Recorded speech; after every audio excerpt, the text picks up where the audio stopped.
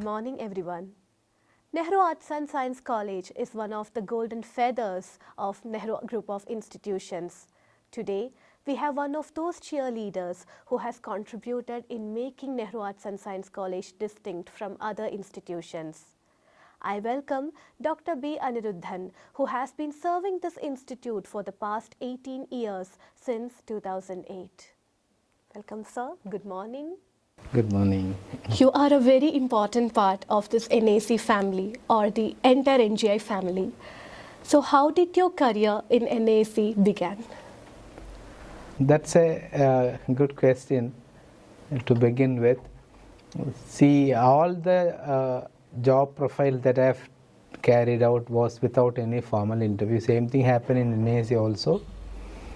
I came here as a consultant for NAC.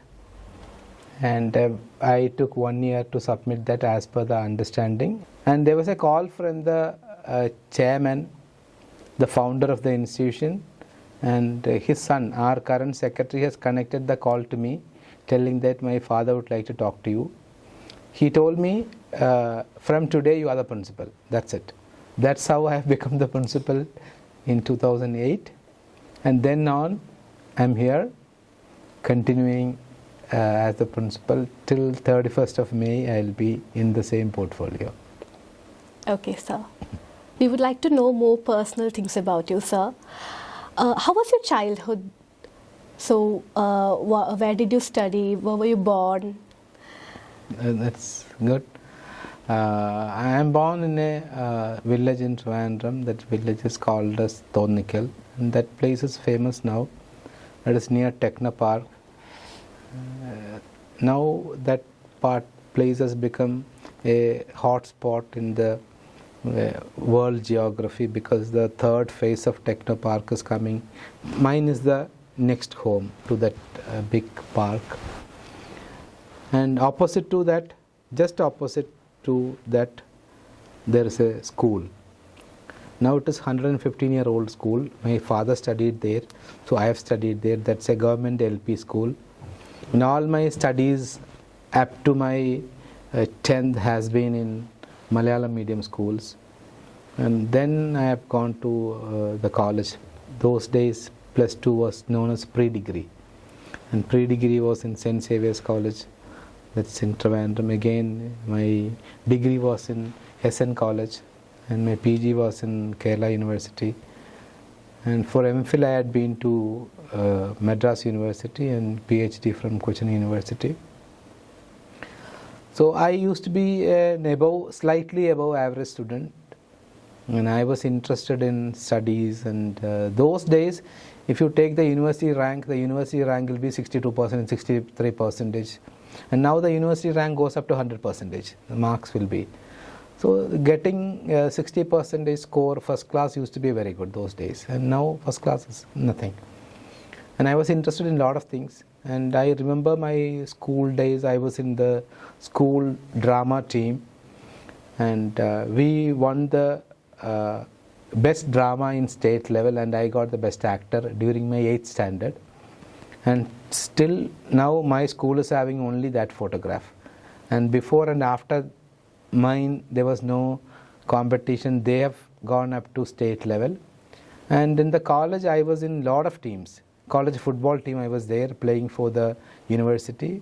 College kabaddi team, then college shuttle badminton team, and college quiz team. So I was into all those things. I was an all-rounder, equal importance to studies and equal importance to friends.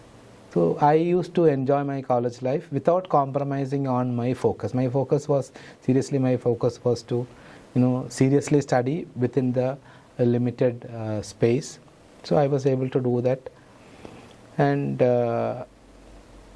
like I was into a lot of activities, as I've told you, and I used to be known to the people in the school and college. Probably only 2 years I was not into the limelight when I was pursuing my pre-degree. 2 years in St. Xavier's College, I was not seriously into any activities other than drama. But when it came to SN College, I was into mostly all the college teams, including the talent team, and then again in my MA. My best period was in Cochin University of Science and Technology for my PhD program, and still I am connected with those friends of mine. Very warm relations we keep with them. So that is how it was, and I don't repent that I missed something in the college life. Lot of friends and a lot of love. Same way, a lot of support from my family, parents. So I have enjoyed all through my college life. Still I have that connections. So that was very fruitful. My education from the beginning till my PhD was very fruitful. Okay, sir. So we would like to know about your family, your wife, your children. What are they doing? What are their names? Yeah. Okay. So I give lot of importance to my parent family than my own family, like my wife and children.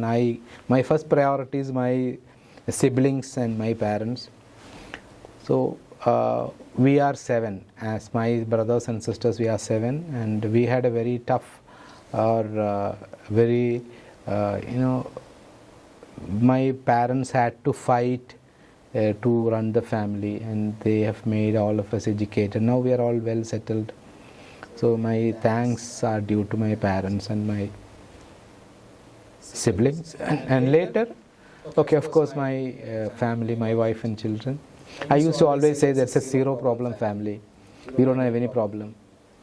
So there is no fight at home, and both my sons are very good. And that way I need not have a serious botheration about my family. Then I cannot go out. I have to get permission from my wife for doing everything. It is nothing like that. So I have my own freedom. I have enough space to make myself with my friends or colleagues or anything. So that freedom is there, and same freedom which I have been enjoying, I used to give the same freedom to my children as well. So they also enjoy the freedom of friends or whatever. So that way, family wise, we are very happy, and I have time for everything. Every weekend we will go for movie. Last weekend also we have gone to the movie Thudarum. And this weekend again, so every weekend we go for a movie, and every month we go for eating food outside. Me and my wife, probably because of the age factors, we don't seriously feel like eating outside. Still we go with our children, we have food outside, and so that way. And traveling, we all love to travel. Last week we had been to Kannur, and this weekend we are going to Trivandrum. We go to Bangalore, we go to different places, different countries. So as a family we are very close, highly connected. Highly connected is not the real world. We live as a single unit. What inspired you to take administration and academics as your career path? See, I was focused, as I have told you earlier. When I joined in the first college in Sri Nehru Mahavidyalaya in 93, I used to tell my friends after 2-3 years, when I complete my 10th year, I will become a principal somewhere. Now, I never knew that Nehru Arts and Sciences, there are many colleges, and I was new to Coimbatore, but I was aspiring to go into administration. And for me, teaching, I felt, from teaching we learn some administration, how to administer class, how to be with the colleagues, and how to administer a department, kind of things. And from that I was thinking, if you administer a department can grow. But if you can administer a college, the college can grow, and that will be for the benefit of a larger community. So I never knew that I will become principal in this college, but that is how it has happened. But I am very passionate about administration, planning, execution, budgeting. So those things are very close to me, and I never learned those things from any textbook. I have learned it myself, but I used to do a SWOT analysis, my strength, weakness, and where I have to go, what should I do. So for all those things I used to have a planning, and administration is something I love to do. I never felt there's a pain doing this and it's a risky thing doing this. So I used to love doing this. That is how I have come into administration. I cherish every day, and I love to support the people, faculty or students who have fire in them to grow. So I used to handhold them. Hence, there are 7 principals from this college. 7 senior faculty have become principals in different colleges in last 5-6 years time, and many have become heads of different colleges because of the kind of training that we have been giving. And I always feel like imparting qualities of leadership to other people is something that create more leaders. That is how I came into administration, and still I believe I can do it very easily. So you have been a king and also a kingmaker at the same time. Okay. That people say like that, but I love listening to that. Somebody says that we have learned a lot of things from you, and we are incorporating or we are implementing those things in our life as a leader. So that gives me a lot of happiness. That's what I would love to tell others also. You have some knowledge, share it with, at least share it to those people who have the aspiration to grow. If not to everyone, you can handhold people. And so you have been a part of NGI, and how supportive our secretary and our chairman have been in your journey? Probably that could be the only one reason for me to continue this journey up to the 2nd decade. Or this is probably I am the only principal or a staff of NGI officially retiring. Otherwise people might go for betterment or things like that. Officially someone who's joined and retiring is me.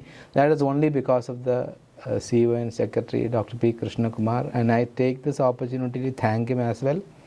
And I am very closely connected to the managing trustee also, Advocate Dr. P. Krishnadas. But my contact with him is very official, and we don't have very deep-rooted personal connect. But with the Secretary, I have very deep-rooted emotional connect. That is one of the major reasons for me to stay back, and he has been supportive all through. Whatever proposals I have been giving, he used to support, and that's how the college has been transforming and came to this level of attaining a university status. So his support was the biggest reason, that relentless support. So that way he fully understood my plan for the institution, for the NGA as well, and his support was too good. So you are here for the past 18 years, you have been here. So you must have had many amazing experiences, some good experiences, some bad, some sad experiences. Can you share any interesting one? I know it's very hard to choose one experience from those 18 years, but one experience that you can never forget, that will always be remembered, that will always be in your heart. Yeah. So I would like to share 2 experiences. One is about an initiative that we have taken, and one is about a very crucial problem which we have solved and kept it as a secret till now. The new initiative has started a ministry in the college, student ministry, which probably other colleges cannot claim. So we select student ministry. We have 13 different ministries, about 100 students form the cabinet of the college, and it goes well now. And another incident which was sad, but we were able to very seriously solve that without having any problem for anybody. This case appeared in the television, it is a newspaper of Kerala, that one girl was raped by some party members and she became pregnant, she delivered a baby, and the baby was left on the street. This was the news that we heard from all the media and newspapers. And one day one police inspector came to my office telling me that I would like to talk to you. I told fine. Then he was disclosing this event. So this event which we have heard in the newspaper, the victim was a student of our college. She was raped, she has become pregnant and she delivered a baby and she left the baby in the railway station. From then police caught it. And police came here, the child, her mother and the department head. We four sat together, solved the problem. Without the knowledge of anybody in the college, we have done it. And what amazing thing has happened, this was in probably 2017 or 16. And last year I had been to Bangalore for a program. Then one girl came to me and hugged me. Sir, do you remember me? And honestly, I was not able to recollect her. Then she was reminding me of this event. I am that girl. Now I am working in an MNC. That was amazing. So that is a wonderful memory. So Coimbatore is an educational hub. We have so many colleges. We have colleges almost in every corner of Coimbatore. So what makes NAC different from other colleges? It's a very difficult question to easily answer. This is now a competitive world, and whatever we have, one is we have to have quality. Second, we have to publish that. So unless the public know what is there, it's again tough to compete. So one is strengthening our infrastructure, faculty quality, teaching practices, how to scale up the skills of the children. That in-house we have to do. Training faculty on time, bringing companies for placement, all those activities we have been continuously doing. At the same time, equal wastage has to be given for that to be promoted elsewhere. Using social media, using word of mouth, using the strength of the current students, faculty and alumni. So that way, and we have to keep on watching the platforms, maybe Google or Vidwan or Just Dial, a lot of things where children search and find out which is the top institution in Coimbatore for visual communication, for biotechnology, for engineering.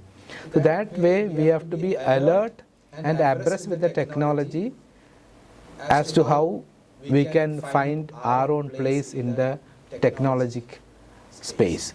So when we do it continuously, I think we'll have a position in the Coimbatore market, probably in the Tamil Nadu market as well. But this has to be meticulously done on a daily basis, and we have to update it weekly. What are the events happening in the college? What are the achievements of the children? For example, we have lot of this year, we have lot of national, state-wise championship gold medalists, including your department, and you have been one of them. So those things, if you are able to highlight and bring it to the notice of the public using social media, I think that works well. And today's generation, including parents, they are very serious about social media, what Google says. That way, doing one thing, as I've told you earlier, first create quality internally, bring in a system in place, and take that news to the outside world. Then we'll be able to locate ourselves into the academic arena or the landscape of higher education of the country. That's how we have been doing it. Okay, sir. Where do you see NAC in the next 10 years? So past 2 decades, NAC has grown from scratch to the level of becoming a university. Started with 52 students. When I took over, it was 500 students. Now it is 4,500 students. A lot of new programs and wonderful infrastructure. Like a college having a multiplex is a very rare thing. So a lot of things you have built in the last 20 years, 2 decades. That was a wonderful period for me to work with. And another 10 years, when we have become the university, we should be able to take the university as a world-class university and attach all these colleges or the programs to the university. So NASC will grow in next 10 years as one of the renowned arts and science colleges in India, because now also we are top ranked in In NIRF we have ranking, in NAC we are in top rank, in IIC, all Indian rankings, Government of India rankings, and all private rankings we are there in those ranking, in top 100, 200 list we are there always. So we can increase that ranking to top 100, top 50, provided there is a very calculated work ahead. When I say calculated work, everybody has to play their role and individually contribute, because 0.1% matters a lot when it comes to first rank, second rank. So every faculty, every other people working in the team has to contribute, quantifiably contribute as per their role. Definitely in the higher education landscape, NAC will be topping in the top 10 to 25 arts and science colleges in India. So that is what I have been thinking. And one plan I couldn't accomplish, I leave it to my successor, is to convert Nehru Arts and Science College into a self-sustainable college. When I say self-sustainable, we will not take money from the management for paying salary to the staff. Every department should be generating revenue for them to run. For example, you have visual communication department. If you can sell your department making advertisement, making jingles, using this platform for some shooting, giving your theater for rent, or using children like you to support some industry, to make the short film for them.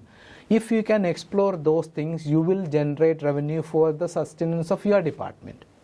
So every department has got that potential, because we have production units, we have a lot of such facilities.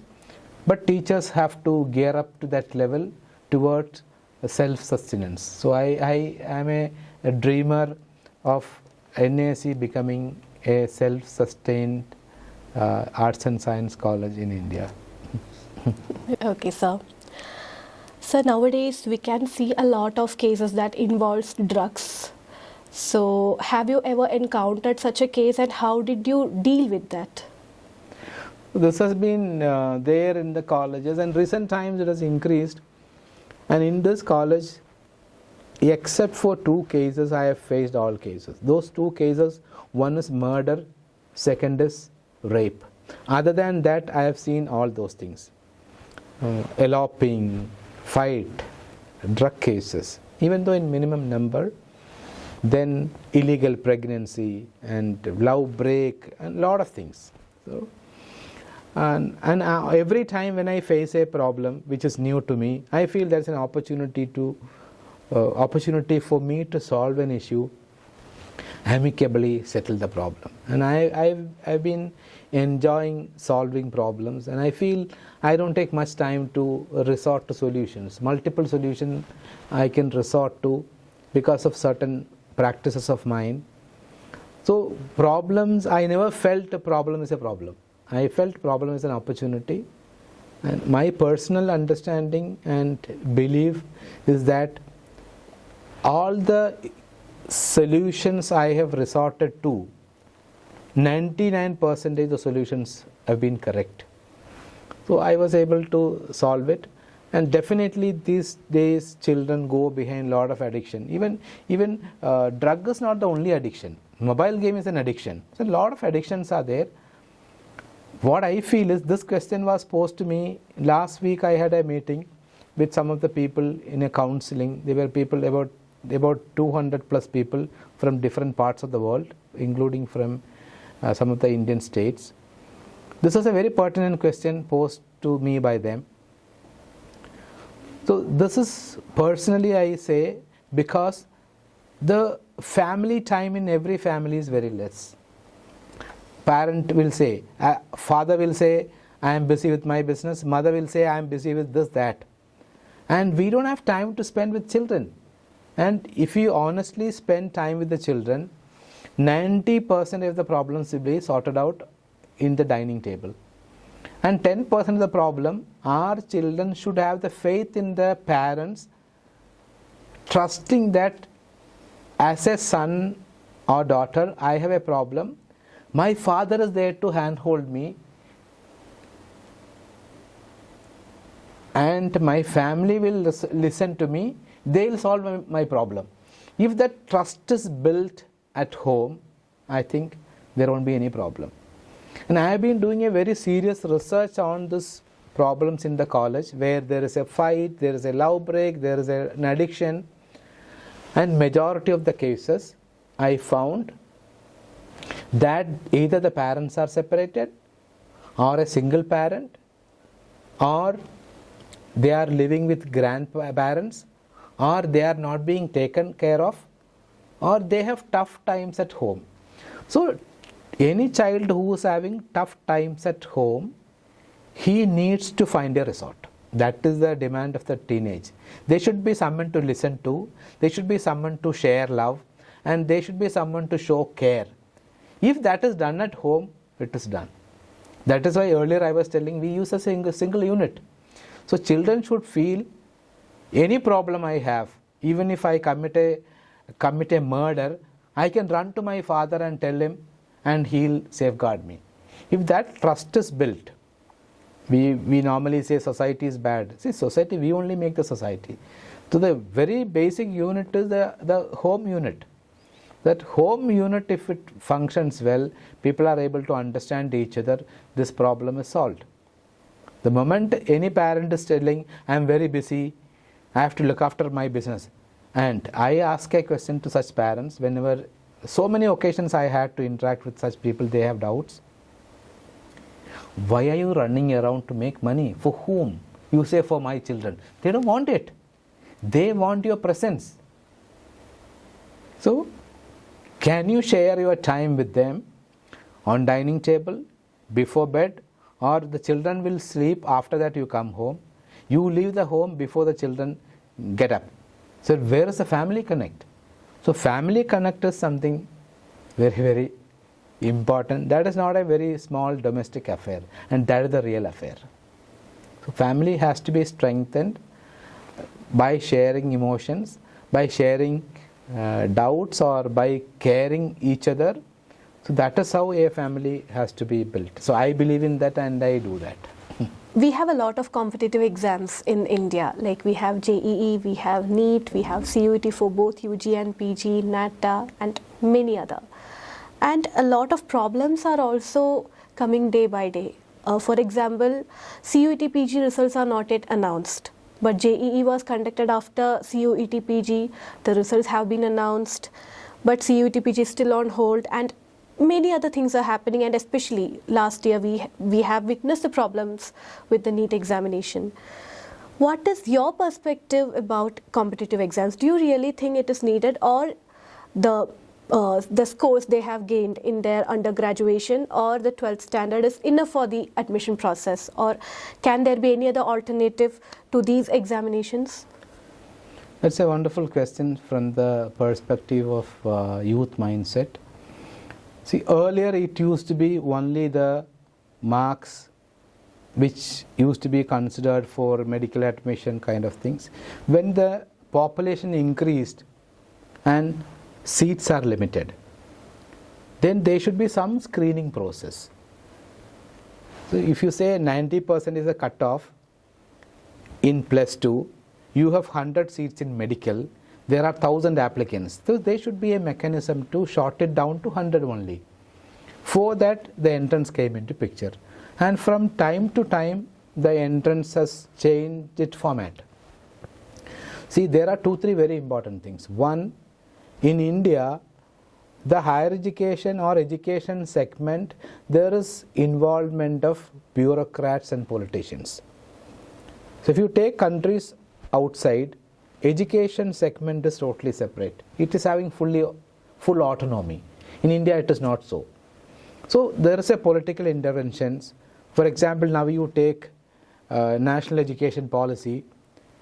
The governments, for example, Tamil Nadu and Kerala government, they are against. They are against not because of it is NEP. It is because the center is governed by BJP. So this political intervention has to be away from academics, because academics is a total, we don't give admission asking him, you are in BJP, you are in CPM, you are in ADMK, we don't give admission like that. So there is a transparent process of admission. So there should be a transparent process in conducting entrance exams also. So many a times we feel the question paper is leaked, the result is announced earlier or later. There, if you go deep into, there are political interventions, some interests. Otherwise, anything that man is making, there are likely to be chances of errors. But more errors are coming because of the intervention of so many people.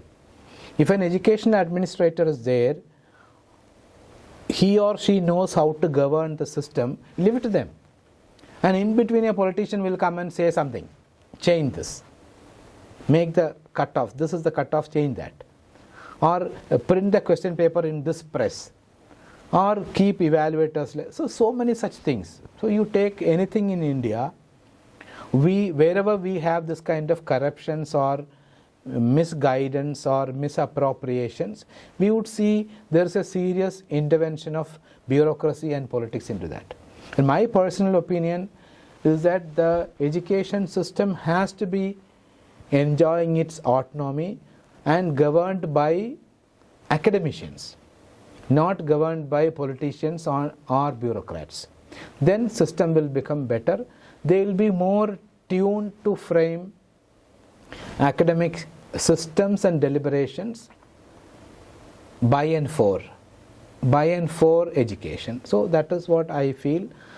And India as a country, if you take the rating from Scotland, New Zealand, all those places, happy countries, they are in top 10 and we are in 164th positions. You take corruption. So there is a listing of our country. Hence those listings are mainly based on the corruptions, achievements, academic outcomes, infrastructure building, these parameters. We never stand in top 100. So that repercussions or reflection of those things will always be there in everything that we do in India. So those kind of things must be rectified, and academics or education has to be liberated from the frame of a political, any kind of political administration and bureaucracy. If that comes, these things will be, I feel, better done. Okay, so it was kind of an enlightening answer to me. So apart from teaching and all this administration process and all, what do you like to do? What makes you the happiest? So there's nothing that makes me happiest. I love doing anything that I love to do, and I derive happiness out of that, whatever I do. For example, every Sunday I wash all my clothes. I don't use machines. I cut my hair by myself. I wash my vessels after eating. I clean my bathroom. And the same enthusiasm and love I have for watching a movie outside, coming to the college, going out with family, the same enthusiasm and happiness I derive when I do this. I wash my car, I do everything by myself. I love doing that. So everything gives me happiness, or whatever I do with happiness. There's nothing which gives me a lot of happiness. So whatever I do with a lot of commitment, and I expect the best result in whatever I do. If I clean my house, my wife will always say, we cannot clean like you. And if she cleans, she'll tell me, if you clean it again, you will get another bunch of dirt. So that is how some people call me as a perfectionist. So whatever. And I don't compromise on certain things, telling that it could have been better. So when you do it the best. When you go out with friends, then only friends and that atmosphere. Then sitting with friends, if I share my college story, if I share my family story, if I share my sad story, that mood is spoiled.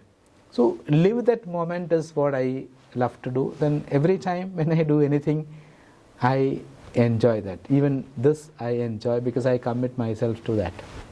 Okay, sir. So you had told that you would like to make Nehru a self-sustainable college, I mean NAC a self-sustainable college, and you would want your successor to follow that path. Apart from that, what would you like to tell to your successor, or what would you advise? So the advice what I have to give him, I have given yesterday and today. Like, so I have been following a path, you need not have to follow that. That is my way of administering. You are a different person. So in whichever pattern you want to administer, you have the liberty to do that. Nobody is going to ask you why did you change the way. But what legacy is created, that has to be maintained and taken forward. Strategies can be different. So growth is to be brought. So how to grow? You can strategize your own ways and means, plan your own way ahead, but see that there is sustenance of what is available and there is a growth. You can sustain, learn the system for a while, and after an year you have to plan for at least slightly grow from this, keeping that in 10 years this is what you have to bring in. So I have come to Nehru with a 20-year plan, and I never thought I will continue in Nehru for 20 years, but it so happened, and whatever plans I have brought in for 20 years, I was able to finish that in 17 years, everything including the university. So that is how it was planned and meticulously taken care of and done, as I have told earlier, with the support of Dr. P. Krishna Kumar. So that is the same advice I would like to give anybody who become the successor, that you have to make a mark. Your signature should be there in this college as an administrator. For that, whatever you feel like doing, with the support of the management, your caliber and your team, you can do it. So I will never advise anybody to do as what I have been doing. I don't do that. So it is his freedom. So he has to evolve as a new leader, taking the freedom of administering the college with the support of the management and the team around. Okay, sir. Okay, sir. That was amazing. Okay. So before bidding a goodbye to NAC, what would you like to tell your fellow students? So students have been very close to me, close to my heart. And from my previous school, I have a lot of students, even people send me messages, meet me now, whom I have taught maybe 25 years back, 30 years back. But I used to love to students, and even in today's meeting I was talking about creating a strong alumni, and there is a emotional disconnect between the department students and faculty. That emotional connect is that I love to always tell the people. And sitting in a principal's cabin, it's very difficult to have emotional connect with a lot of students. And I do not remember students for their academic achievements, very rarely. But I remember students for their all-round activities, like you. Every year there will be a list of students coming into my heart, into my database of outstanding students. And so any student can become outstanding provided they use the opportunities. So opportunities are given to every teacher, every student equally. Those who explore, they will be in the limelight. So I still remember the day that I have interviewed you during one-to-one, and I felt that you will flare out, and you have flared out. So same way, a lot of students are there who travel an extra mile during the academics, giving expected or required weightage to academics, explore other possibilities, make good network of friends, get along with teachers of other departments. So those are qualities which will take you a long way. You means any child for that matter, that will take you a long way. And that emotional connect, with that freedom of that emotional connect, anytime you can come back to the college, meet the teacher. They'll remember, okay, after 20 years you come, people will remember, okay, this girl, so we know her. When you are, or any child can become close to anybody's heart, not because you were a student of X department, but you were a student of the college. So when any student is coming to the college, you have to use the college, not your department, your classroom. You have to use the college, means the infrastructure, the human resource available, other facilities, management. So then there will be a lot of students remembered like RATHINA. So your name will be there. I still remember a lot of students very close to my heart. They come to my home, meet me. So those students have used all the opportunities given to them to grow. So exploring the opportunities to grow is the call of a student. Than sitting in the canteen for hours together on a routine basis, you explore the possibilities, or you will be in the limelight. Now if you ask who is RATHINA, in the probably whole college, all will know this is the opportunity. So exploring the opportunity beyond the boundaries of your classroom and your department, that has to be the vision of a child. And I would add one more point. The academics of any child is like the basement of a building, which you can't see outside. So academics play only that part, a strong foundation. And over and above the foundation, what you construct, that is seen outside. So your connectivity with other department, your extended curriculum, your other skills, qualities, human interventions when that quality need to be exhibited. There is a problem, you intervene, help the people. So that is being seen outside. So every student has got an opportunity to construct a strong foundation by getting the graduation with good marks. At the same time, explore the opportunities of constructing above the foundation. Now people will create a foundation and go, they don't construct. But this is the best place to construct, because this is a huge community that you won't get outside. You cannot have 5,000 students when you go outside. It is available here. So that 3 years or 5 years of your studies, if you explore all the resources available, you have constructed, you are visible.